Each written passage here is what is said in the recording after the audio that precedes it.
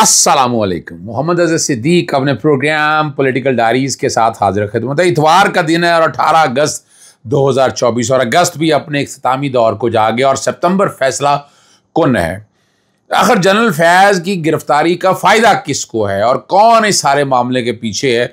कहीं ना कहीं नज़र आता है कि अमेरिकन लॉबी बहुत हरकत के अंदर है। चले मेरा अपना तज्जिया या तजर्बा है या जो मेरे पास इंफॉर्मेशन है और नवाज शरीफ के लिए आने वाले दिनों में क्या मुश्किलात पैदा हो सकती हैं और क्या वाकई इमरान खान जनरल फैज़ हमीद की गिरफ्तारी से खौफज़दा हो गए और अगर इंटरनेट की सुस्त रवि और फायरवॉल के ख़िलाफ़ दरख्वास्त एतराज़ात के साथ मुकर्रर हुई है चीफ जस्टिस आमिर फ़ारूक साहब के पास, वो क्या है?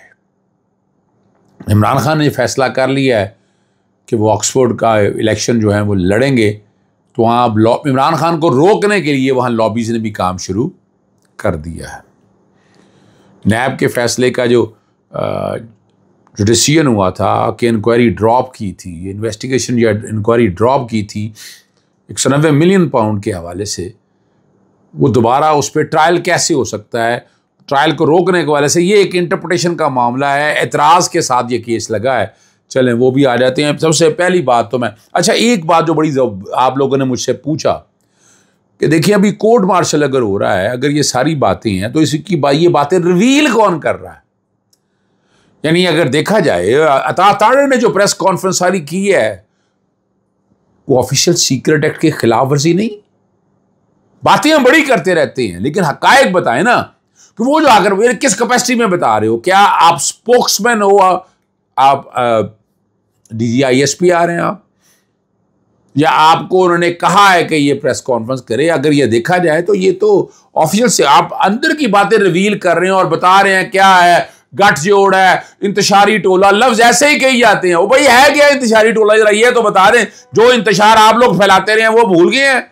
आते हैं, उठते हैं, इल्जामात लगा देते हैं और बातें इसी तरह की वो करते हैं। लेकिन याद रखिएगा, मैं ये समझता हूं कि ये ऑफिशियल सीक्रेट एक्ट की खिलाफ वर्जी है और पर्चा दर्ज हो सकता है अता तारड़ के ऊपर मुकदमा।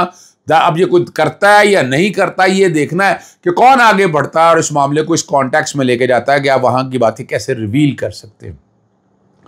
बातें तो ये भी हो रही हैं, मैं पहले वो बातें कर दूँ फिर मैं फैज़ हमीद जो मेरे पास इन्फॉर्मेशन आई है कि जनरल फैज़ की जो हिरासत है उसके पीछे अमेरिका या कोई और ताकतें मौजूद हैं। पाकिस्तान के अंदर भी एक सियासी जमात का हाथ है। वो सियासी जमात कौन है वो आप लोगों को अंदाज़ा दे जी, ठीक है ना जी? और वो समझना है आपको।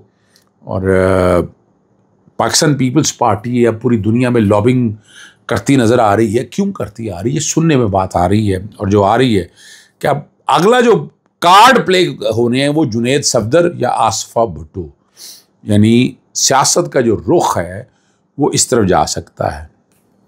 और इमरान खान साहब के हवाले से जो बात आ रही है कि वो 380 मिलियन या 190 मिलियन पाउंड के केस में सज़ा देने जा रहे हैं, कि इसका इजहार वकला ने भी किया और इमरान खान की करीबी अजीज़ों ने भी ये बात किया है। बात यही है कि इस अब है नहीं ना कोई ना एक और झूठा केस है जिसमें सज़ा देनी है, और ये है केस कुछ नहीं है। ये केस है कुछ नहीं है, याद रखिएगा।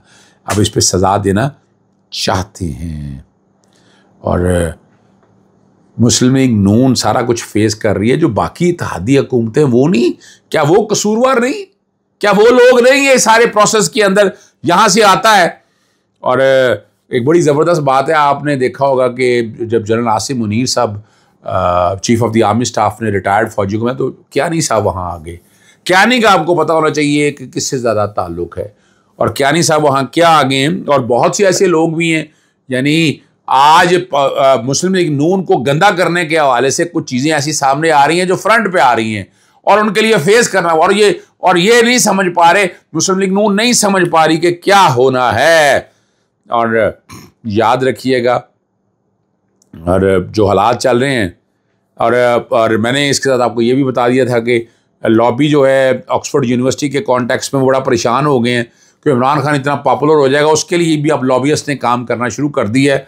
लेकिन अगर ये इलेक्शन लड़ा और कह दिया है, फैसला कर लिया इमरान खान साहब ने कि वो ये इलेक्शन लड़ेंगे। अडियाला जेल में सहाफ़ियों जो गैर रस्मी गुफ्तगू इमरान खान साहब ने की और वो फैज़ अमीन से गिरफ्तार और नया रेफरेंस 23 नवंबर को चीफ जस्टिस के रिमार्क्स पर बनाया गया।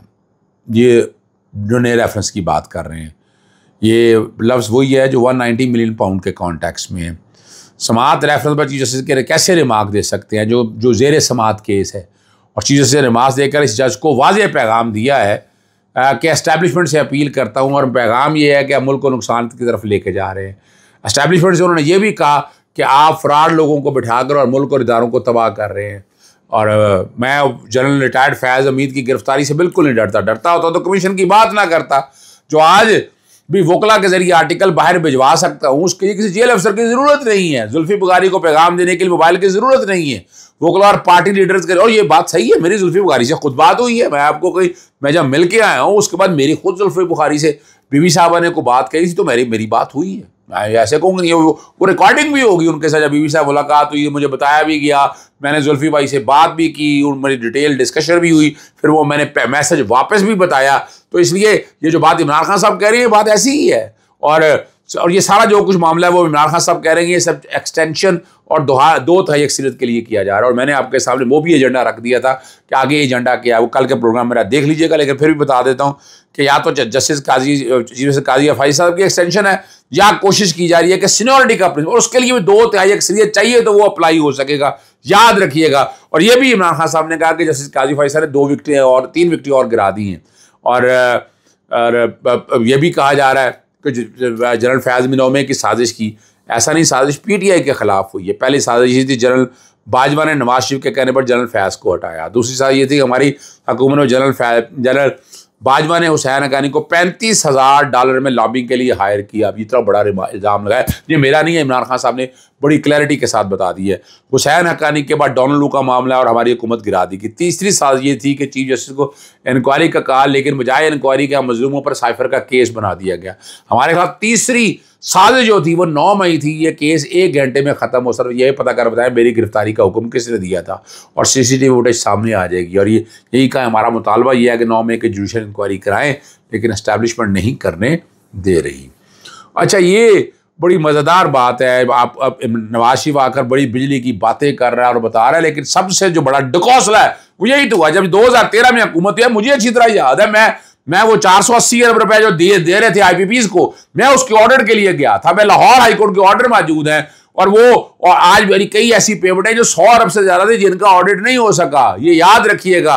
और जो गुमशुदा नवाज शरीफ साहब है ना, वो बिजली IPPs का जिक्र करना तो भूल गए, क्योंकि उनके दौर में महंगे कर्जे 15% चाइनीज कर्ज लेकर बिजली के घर बनाए गए।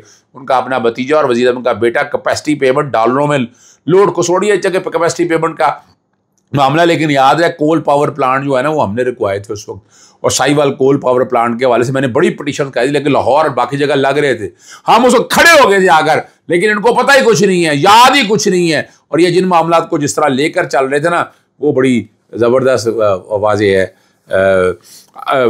देखिए, और एक बात आपके सामने रखते जाऊँ, प्रकाश जंजुआ जो है ना, अडियाला जेल से रहा होकर वापस घर पहुँच गए।